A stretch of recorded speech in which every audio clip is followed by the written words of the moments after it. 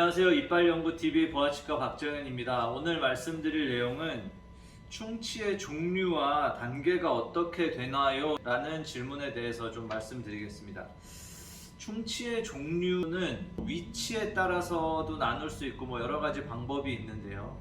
일단 치아의 해부학적인 형태에 따라서 나누면 치아가 맨 바깥쪽을 싸고 있는 하얗게 보이는 도자기, 범랑질이라고 하죠. 그 안에서만 충치가 살짝 있을 경우에 범랑질 치아 오식증이라고 하고요. 하얗게 싸고 있는 거 안쪽에 있는 치아의 노란 부분, 상아질이라고 하는데 그 상아질까지 충치가 들어가면 상아질 우식증이라고 하고, 뿌리 쪽을 싸고 있는 부분은 백악질이라고 하는데요. 그 부분이 충치가 썩으면 백악질 치아 오식증, 이런 식으로 어디에 충치가 있느냐에 따라서 분류를 할 수가 있고, 그에 따라서 치료 방법이 다르냐.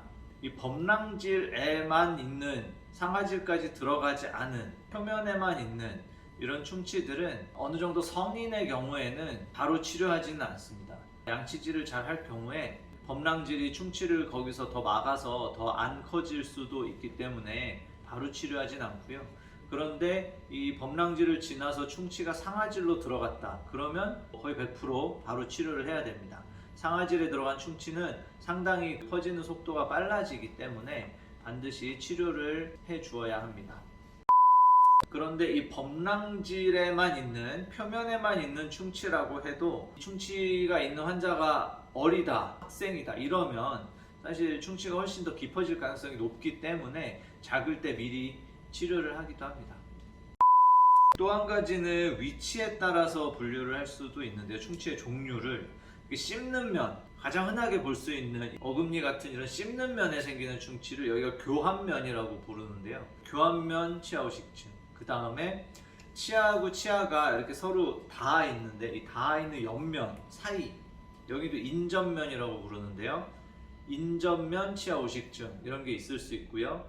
또는 치아의 뿌리 부분에 충치가 생기는 거를 뿌리를 치근이라고 부르기 때문에 치근 우식증이라고도 부르고요. 또 한 가지는 치아를 이미 씌워놨어요. 이미 충치를 치료했어요. 떼웠던, 통째로 씌웠던, 아니면 레진이라는 하얀 재료로 충치 치료를 했던, 충치 치료를 이미 했는데 치료한 부위와 치아의 사이 경계면에서 다시 썩어서 충치가 생기는 경우가 있습니다. 거기 충치가 생겨서 오시면 많은 분들이 여쭤봐요. 이거 충치 치료를 했는데 왜 또 썩냐. 사실 우리가 이를 씌우거나 충치 치료를 했다 해도 그 치아를 뿌리까지 전체를 다 덮는 건 아니죠. 그 잇몸 위에 있는 어느 부분을 덮어놓으면 그 경계에서부터 나머지 부분의 치아 부분은 다시 썩을 수도 있습니다. 양치가 잘 안 되면. 그래서 양치 잘 해주셔야 되고요. 이렇게 치료를 한번 한 곳이 다시 썩었을 때는 2차 우식이라고 합니다.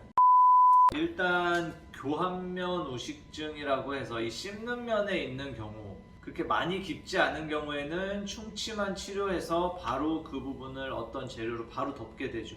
아말감 같은 보험 재료들도 있고요. 아니면 좀 치아색으로 예쁘게 하는 레진 치료를 할 수도 있고, 이런 식으로 치료를 하게 되고, 그거보다 상아질도 넘어가면서 조금 더 범위가 넓어지면, 물론 이 넓은 범위라는 게 주관적이기 때문에 어느 정도에서는 레진으로 바로 그날 당일에 치료를 해서 치료를 마무리할 수도 있지만, 많은 경우에는 충치가 좀 커지면 치과에 가보시면 충치를 없애고 나서 본을 떠서 충치를 없앤 그 모양에 맞게 치아 모양을 만들어서 붙이게 되죠. 인레이라고 하고 떼운다 라고 하는데요. 그런 식으로 치료를 하게 됩니다.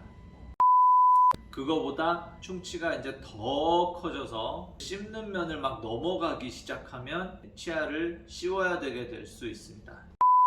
그리고 이 인접면, 옆면이 썩으면 우리가 생각하기에는 충치가 있는 데만 딱 파내고 그 다음에 거기다가 뭐만 딱 붙이면 제일 좋을 것 같은데, 사실 이렇게 두 치아가 닿아 있는 이 사이가 썩게 되면 일단 이 사이의 충치만 없애기도 어렵고요. 옆 치아가 가리고 있으니까. 그다음 요 옆부분만 치료를 해서 이렇게 붙여놓을 경우에 씹는 힘에 의해서 이게 잘 떨어져 나갈 수도 있습니다. 왜냐하면 이 씹는 면에 메워놓은 것은 우리가 씹을 때 이 재료를 다져넣는 방향으로 힘이 가기 때문에 얘가 잘 떨어지지 않지만, 옆에다 붙여놓으면 이렇게 씹는 힘에 의해서 떨어질 수 있거든요.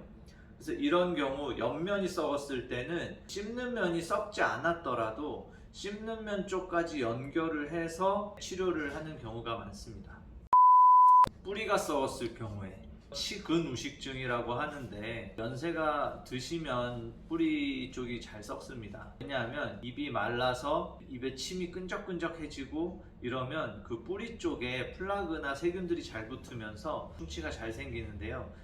뿌리 쪽이 썩을 경우에는 치료하기가 상당히 좋지 않습니다. 왜냐하면 뿌리 안에는 신경이 들어있는데, 잇몸 위에 있는 우리가 보이는 이 치아는 신경에서부터 이 주변 치아 바깥쪽까지 거리가 꽤 먼데요. 뿌리는 이 안에 들어있는 신경과 이 바깥쪽 면이 되게 가깝기 때문에 충치가 조금만 생겨도 금방 신경에 가까워져서, 여기는 충치가 생겼을 경우에 신경까지 충치가 영향을 주는 경우가 많아서, 이런 경우는 보통은 충치 치료를 하면서 신경 치료, 신경을 없애고 씌워야 되는 경우가 많이 있습니다. 원래 치료를 한번 했었지만 다시 충치가 생긴 경우에는 다시 그 충치를 위해서 원래 있었던 것을 그냥 두고 새로 생긴 충치만 이렇게 없애서 거기를 메울 수 있으면은 제일 좋겠지만, 대부분의 경우에는 그 원래 치료했던 것과 치아 사이의 틈을 파고들면서 충치가 원래 치료했던 것 밑으로 이렇게 파고 들어가거든요. 그렇기 때문에 대부분의 2차 충치는 원래 치료했던 것을 아깝지만 다 떼어내야 되고요. 떼어내서 그 밑으로 들어간 충치를 다 없애고 새로 그 충치 크기에 맞게 씌우게 되던, 아니면 다시 뭐 인레이라는 걸 만들어서 붙이게 되건 레진을 하게 되건, 원래 있었던 것을 없애고 밑으로 들어간 충치를 다 없앤 다음에 새로 치료를 하게 됩니다.